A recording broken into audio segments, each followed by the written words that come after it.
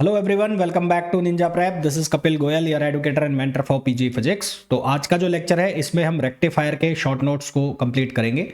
Short में हम rectifier को कंप्लीट करेंगे, बहुत ज़्यादा डिटेल में हम नहीं जाएंगे। जैसे शॉर्ट नोट्स होने चाहिए, जैसे होते हैं उसी तरह से हम इसको कवर करेंगे शॉर्ट में। तो अगले 15 से 20 मिनट में, या थोड़ा सा ज़्यादा लगा लो, 20 मिनट से 25 मिनट तक, उसके अंदर हम रेक्टिफायर को पूरा कंप्लीट कर लेंगे। क्या किस तरह के इसमें क्वेश्चन आते हैं, क्या वन लाइनर होता है, वो सारा हम डिस्कस करेंगे। तो चलिए स्टार्ट करते हैं। सबसे पहले हम बात कर लेते हैं कि रेक्टिफायर का यूज़ क्या है। तो रेक्टिफायर का अगर यूज़ की बात करें तो ये क्या कर रहा है, एसी को कन्वर्ट कर रहा है किसके अंदर, डीसी के अंदर। ठीक है, एसी को कन्वर्ट कर रहा है डीसी के अंदर। और आप ये बोल सकते हो कि जो बाई डायरेक्शनल करंट आती है, बाई डायरेक्शनल को कन्वर्ट कर रहा है किसके अंदर, यूनी डायरेक्शनल के अंदर कन्वर्ट कर रहा है। बाई डायरेक्शनल को कन्वर्ट कर रहा है किसके अंदर, यूनी डायरेक्शनल करंट के अंदर कन्वर्ट कर रहा है, या वोल्टेज के अंदर करंट कर रहा है। दो तरह से हम इसको डिवाइड करते हैं। एक होता है हाफ वेव रेक्टिफायर,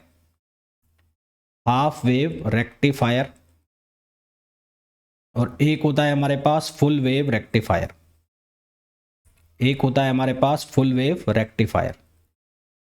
जब मैं फुल वेव रेक्टिफायर की बात करता हूं तो इसको फर्दर हम दो तरह से क्लासिफाई करते हैं। एक होता है सेंटर टेप्ड, और एक होता है ब्रिज वेव रेक्टिफायर। ठीक है, तो यहां दो तरह से क्लासिफाई हो गया। अब सबसे पहले हम बात कर लेते हैं किसकी, हाफ वेव रेक्टिफायर की। तो अगर मैं हाफ वेव रेक्टिफायर की बात करूं, तो हाफ वेव का जो डायग्राम है वो कैसा होगा, कुछ इस तरह का इसका डायग्राम होगा। एक यहां पर लगा होगा ट्रांसफॉर्मर, तो ये ट्रांसफॉर्मर के कॉइल्स हो गए, और यहां पर इसको कनेक्ट कर दिया सेकेंडरी वाइंडिंग से, और यहां पर लगा दिया हमने डायोड।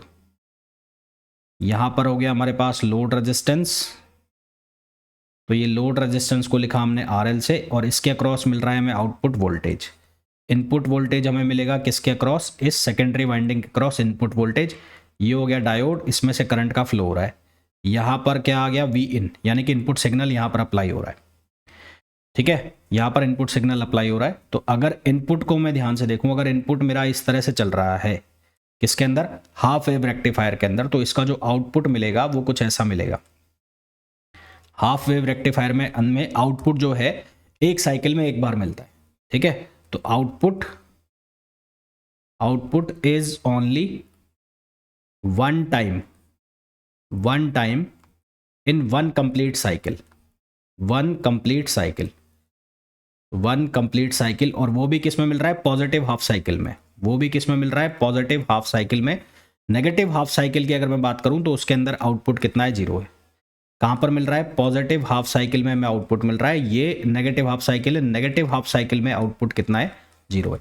तो ये इसका ड्रॉबैक भी कह सकते हो आप, जो क्या बोलते हैं हम इसको, हाफ वेव रेक्टिफायर है, इसका ड्रॉबैक भी कह सकते हो कि इसमें एक पूरी साइकिल के अंदर आपको केवल और केवल पॉजिटिव हाफ साइकिल में आउटपुट मिल रहा है।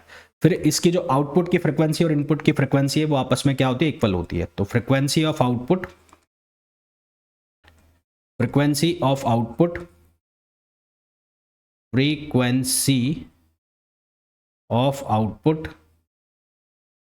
Is equal to input frequency. तो आउटपुट फ्रिक्वेंसी किसके इक्वल होती है, इनपुट फ्रिक्वेंसी के इक्वल होती है। आउटपुट फ्रिक्वेंसी इनपुट फ्रिक्वेंसी के इक्वल होती है।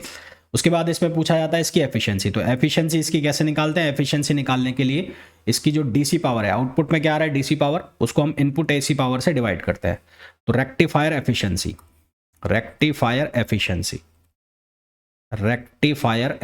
अब वो कोई सा भी रेक्टिफायर हो उसका एफिशिएंसी का फॉर्मूला क्या रहेगा, सेम रहेगा। तो रेक्टिफायर एफिशिएंसी को हम कैसे लिखते हैं, डीसी पावर आउटपुट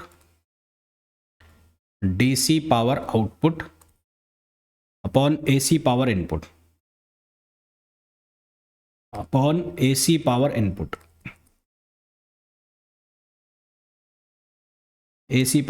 अब डीसी पावर के लिए हमें जो करंट चाहिएगी वो कौन सी चाहिएगी, डीसी करंट, और एसी के लिए हमें कौन सी करंट चाहिएगी, आरएमएस करंट। तो जैसा कि मैंने यहाँ पर कहा आपको कि जब आप इसका आउटपुट वेव फॉर्म बनाते हैं तो आउटपुट वेव फॉर्म में इसमें इस तरह से कर्व मिल रहा है हमें आउटपुट वेव फॉर्म में। तो जो हमें करंट मिल रही है या जो हमें वोल्टेज मिल रहा है वो केवल एक ही साइकिल में मिल रहा है। एक पूरा साइकिल कंप्लीट हो रहा है यहाँ पर, यहाँ से यहाँ तक पूरा एक कंप्लीट साइकिल है 0 से, और ये हो गया 360 डिग्री।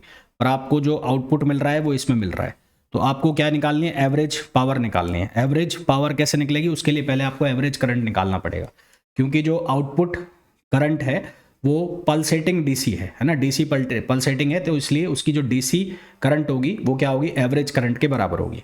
तो आई डीसी जो होगा यहाँ पर वो किसके बराबर होगा, आई एवरेज करंट के बराबर होगा। और उसको आप कैसे निकालोगे, यहाँ से जो साइकिल हो गई वो कितनी हो गई, 0 से पाई की, ठीक है। ये क्या हो गए, एंगल हो गए, ये क्या हो गए, एंगल हो गए, और ये क्या हो गया, करंट। तो यहाँ आप छोटा सा एक एलिमेंट ले लो, यहाँ एक छोटा सा एलिमेंट ले लो। तो इस एलिमेंट को लोगे तो यहाँ से फिर आप करंट कैसे निकालोगे, तो करंट निकालने के लिए आप क्या करोगे कि आई डी थीटा, यानी कि इसका एरिया जो हो जाएगा वो कितना हो जाएगा, आई डी थीटा। कितना एरिया हो जाएगा इसका, इसका एरिया हो जाएगा आई डी थीटा। आई तो ये हो गया, और ये यहाँ से यहाँ तक का जो एरिया है, ये जो एंगल है, इसको मान लो आप डी थीटा, और ये कहाँ से कहाँ तक वेरी कर रहा है, 0 से पाई। तो जब इसकी आप एवरेज वैल्यू निकालोगे तो ये पूरी साइकिल, यहाँ से यहाँ तक की साइकिल कितनी होगी, 2 पाई की, तो ये हो गया 1/2 पाई। और आपको आउटपुट कहाँ मिल रहा है, 0 से पाई में, और क्या लिखोगे, आई डी थीटा। अब आई की वैल्यू कैसे निकालोगे, जब आई की वैल्यू निकालनी है आपको तो आप इसका इनपुट बनाओ। इनपुट जो जा रहा है वो इसका ऐसे जा रहा है, ये इनपुट है, और इनपुट आपने v और थीटा के बीच में बनाया। तो इनपुट क्या हो गया, v equals to V M और साइन थीटा या कॉस थीटा, तो वी एम साइन थीटा, क्योंकि ये साइन वेव बन रही है तो क्या बनेगा, वी एम साइन थीटा। और टोटल रेजिस्टेंस मान लो आप are F plus R L. Are L का मतलब हो गया लोड रेजिस्टेंस, और आर एफ का मतलब हो गया जो आपने फॉरवर्ड रेजिस्टेंस है जो सर्किट का, वो। तो यहाँ पर टोटल रेजिस्टेंस जो हो जाएगा, यानी कि आई की वैल्यू आप निकालोगे तो वो कितना निकलेगा, V upon R F plus R L. जो total V upon R F plus R L, R F जो होगा वो क्या होगा, फॉरवर्ड रेजिस्टेंस, फॉरवर्ड रेजिस्टेंस। और आर एल का मतलब क्या होगा, आर एल होगा लोड रेजिस्टेंस। आर एल क्या होगा, लोड रेजिस्टेंस होगा। तो यहां से जब आप आई की वैल्यू रखोगे तो आई की वैल्यू कितनी आ जाएगी, आई एम साइन थीटा, ठीक है। आई की value V M sine theta, ये आ जाएगा V M sine theta upon R F plus R L. तो ये वैल्यू रख के आप किसकी वैल्यू निकालोगे, आई डी सी की और आई एवरेज। तो आई डी सी और आई एवरेज की जो वैल्यू आती है किसके केस में, जब हम हाफ वेव रेक्टिफायर की बात करते हैं तो इसके केस में हमारे पास जो वैल्यू आती है वो आती है ये value V M upon R F plus R L, V M upon R F plus R L into 1/पाई, इंटू 1/पाई। ये जो वैल्यू है, ये वाली वैल्यू, ये किसके इक्वल हो जाती है, आई एम, यानी कि मैक्सिमम करंट। तो यहां से आई डी सी या आई एवरेज ये किसके इक्वल आ जाता है, ये आ जाता है आई एम अपॉन पाई। किसके लिए, हाफ वेव रेक्टिफायर के लिए। आपको याद रखना है, ये आपको याद रखना है। इसी तरह से एक हमें चाहिएगा आई आर एम एस। तो आई आर एम एस जो आएगा हाफ वेव रेक्टिफायर के लिए वो आएगा I am upon 2। Half wave rectifier के लिए आई आर एम एस आएगा आई एम अपॉन 2। अब आपको क्या निकालना है, एफिशिएंसी निकालनी है, ये याद रखने भैया आपको। एफिशिएंसी निकालनी है तो एफिशिएंसी किसके बराबर होगी, DC power upon AC power. तो आपको चाहिए डीसी पावर, तो डीसी पावर के लिए आपको क्या करना पड़ेगा, आपको मल्टीप्लाई करना पड़ेगा आई स्क्वायर आर एल, है ना। तो आई कौन सा लोगे, आई डी सी लोगे। तो ये क्या लोगे, आई डी सी स्क्वायर और लोड रेजिस्टेंस हो गया आर एल। अब यहाँ पर फॉरवर्ड जो रेजिस्टेंस है वो नहीं लेना है, क्योंकि आउटपुट जो है वो किसके अक्रॉस मिल रहा है, लोड रेजिस्टेंस के अक्रॉस मिल रहा है। तो यहाँ से हमारे पास I D C, D C की वैल्यू आई गई है, तो इसको यहाँ रखोगे तो ये हो जाएगा I M square pi square और ये आर एल। इसी तरह से आपको चाहिए पी इनपुट, तो पी इनपुट क्या लिखोगे, I R M S square, और यहाँ पर हो जाएगा आर एफ और प्लस आर एल। तो यहाँ एफिशिएंसी कितनी आ जाएगी, ये आ जाएगी P D C upon P in. तो यहाँ से जब एफिशिएंसी का फॉर्मूला निकालते हो तो ये फॉर्मूला बनता है 40.6 1 plus R F upon R L. ये फॉर्मूला याद रखना भाई, ये हाफ वेव रेक्टिफायर की एफिशिएंसी का फॉर्मूला है। ये हाफ वेव रेक्टिफायर की एफिशिएंसी का फॉर्मूला है। और maximum efficiency, for maximum efficiency, for maximum efficiency RF upon RL को अप्रोच करा दो 0 को, तो ईटा मैक्स की वैल्यू हो जाएगी कितनी, 40.6%। ये इसकी मैक्सिमम एफिशिएंसी हो जाती है किसकी, जब हम बात करते हैं हाफ वेव रेक्टिफायर की। ठीक है, हाफ वेव रेक्टिफायर की ये मैक्सिमम एफिशिएंसी हो जाती है 40.6%। यहाँ से इसको परसेंटेज में लिखा है ना मैंने, तो यहाँ इसको पॉइंट वो कर लो आप, इसको कर लो 0.406 ऐसा लिख लो, क्योंकि परसेंटेज में लिखोगे तो फिर वो 40.6% हो जाएगा। तो ये आपको ध्यान रखना है हाफ वेव रेक्टिफायर के अंदर। अब इसके अंदर काफ़ी चीज़ें और बनती है हाफ वेव रेक्टिफायर के अंदर ही, जैसे कि कई बार पूछ लिया जाता है कि इसका फॉर्म फैक्टर बताओ। तो फॉर्म फैक्टर का मतलब होता है जो VRMS है और जो VDC है उसकी वैल्यू, उसका रेशो, उसको हम कहते हैं फॉर्म फैक्टर। इसी तरह से रिपल फैक्टर, रिपल फैक्टर का मतलब क्या होता है कि हम जो DC करंट आउटपुट पर चाहते हैं वो DC नहीं आती, उसमें कुछ ना कुछ AC कंपोनेंट्स भी आ जाते हैं, कुछ उसके अंदर कुछ AC कंपोनेंट्स भी आ जाते हैं। तो वो जो AC कंपोनेंट्स आते हैं उनको हम कहते हैं रिपल, है ना। तो रिपल के बेस पर निकाला जाता है क्या, रिपल फैक्टर।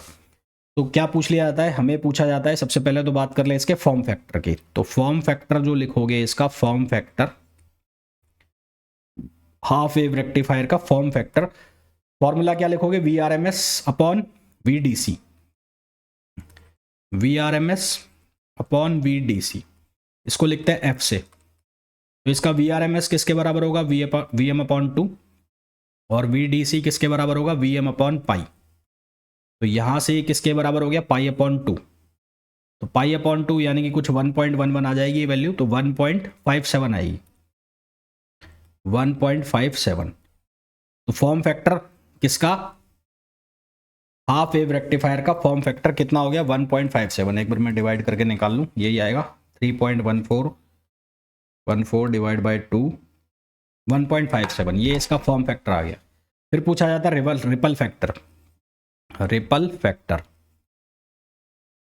रिपल फैक्टर को हम लिखते हैं किससे, R से। और ये रिपल फैक्टर किसके बराबर होता है, VAC/RMS अपॉन VDC। ये किसके बराबर होता है, VAC/RMS अपॉन VDC। और ये फॉर्मूला बनता है फिर हमारे पास VRMS square upon VDC square -1। तो यहाँ से बन जाता है F स्क्वायर -1। तो ये जो रिपल फैक्टर है जिसको सब सॉल्व करते हो तो ये वैल्यू आ जाती है 1.21, 1.21। ये सीधी याद रखने वाली वैल्यू है भाई, 1.21। और ये फॉर्म फैक्टर की वैल्यू कितनी आ गई, 1.57, किसके लिए, हाफ वेव रेक्टिफायर के लिए। तो ये हाफ वेव रेक्टिफायर के रिपल फैक्टर और फॉर्म फैक्टर हो जाते हैं। इसी तरह से एक बोल लेते हैं क्रेस्ट फैक्टर। क्रेस्ट फैक्टर क्या होता है, वी पीक अपॉन VRMS।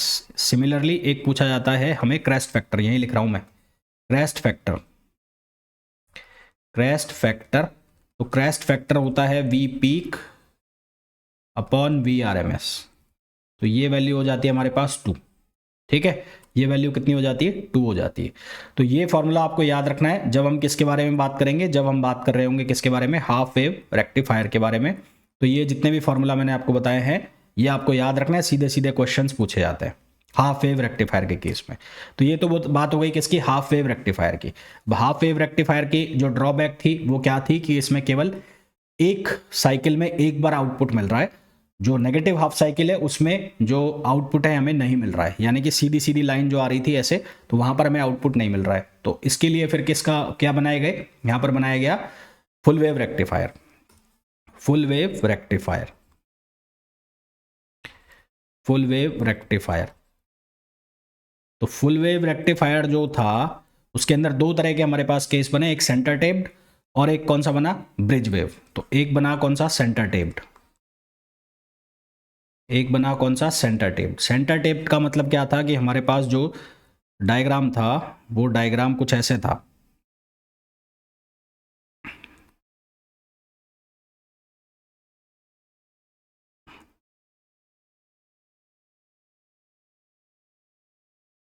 तो यहां एक डायोड लगा है,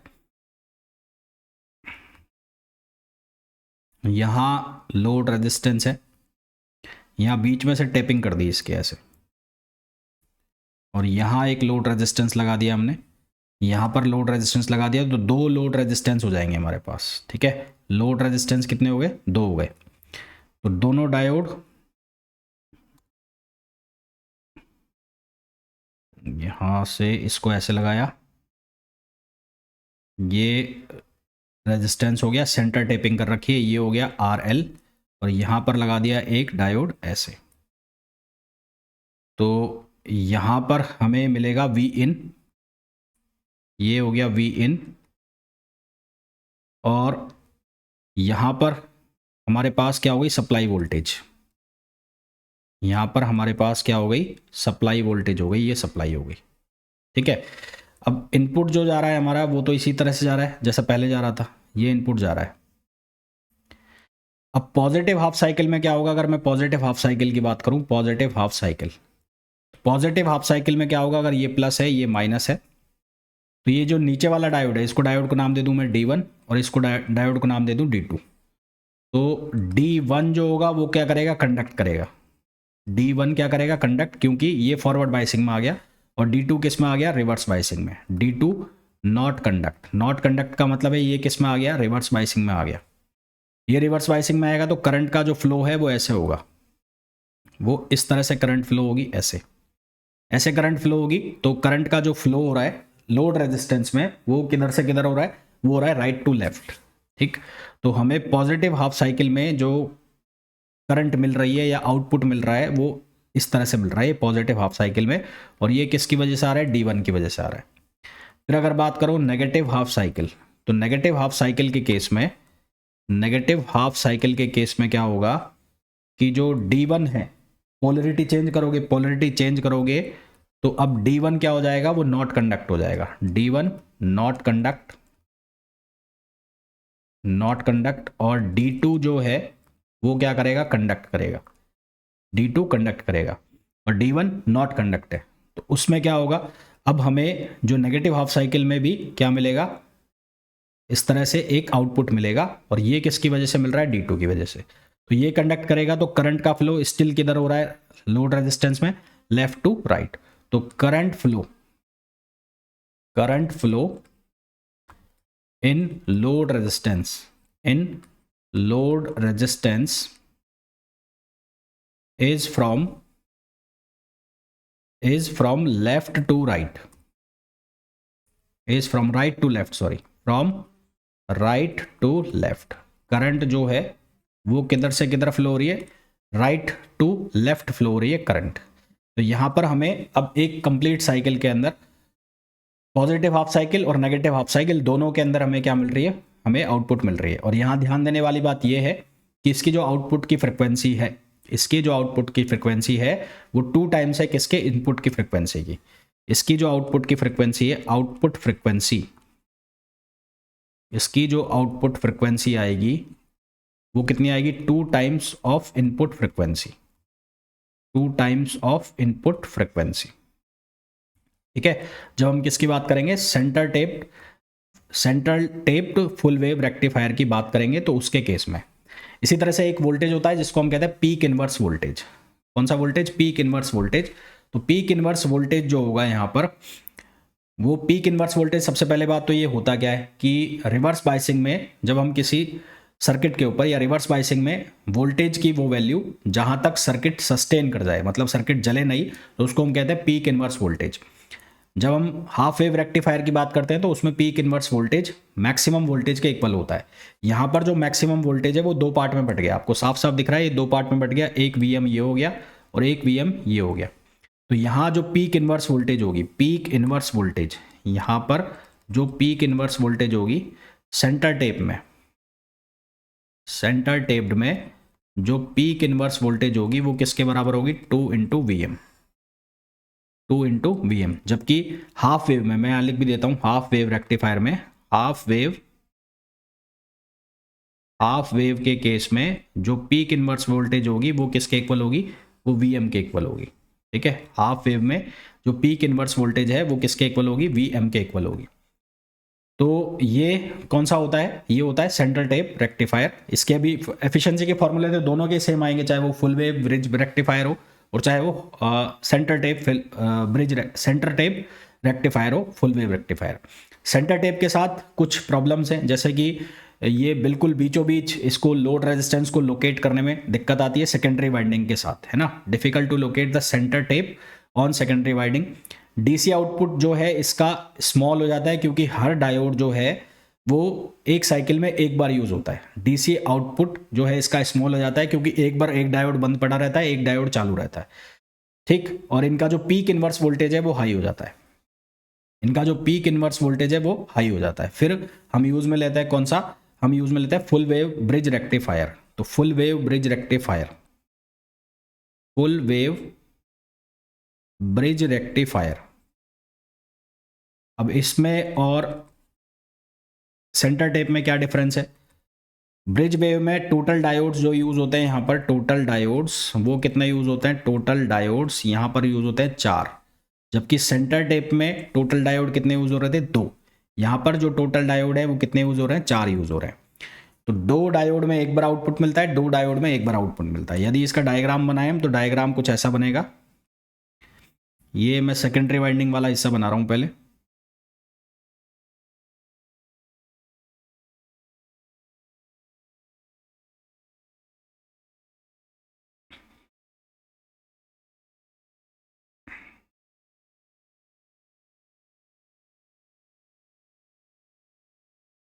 पहले मैं सेकेंडरी वाइंडिंग वाला हिस्सा बना रहा हूँ, ठीक है।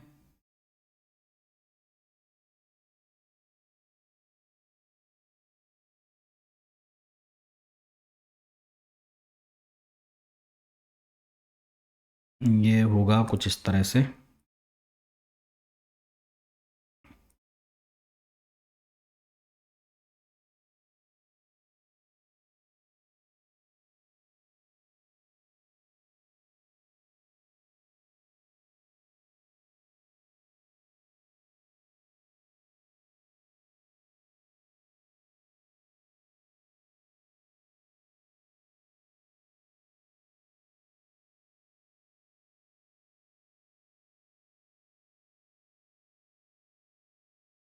यहाँ आ गया लोड रेजिस्टेंस RL, ये लोड रेजिस्टेंस आ गया। और यहाँ पर अब बना दो वाइंडिंग।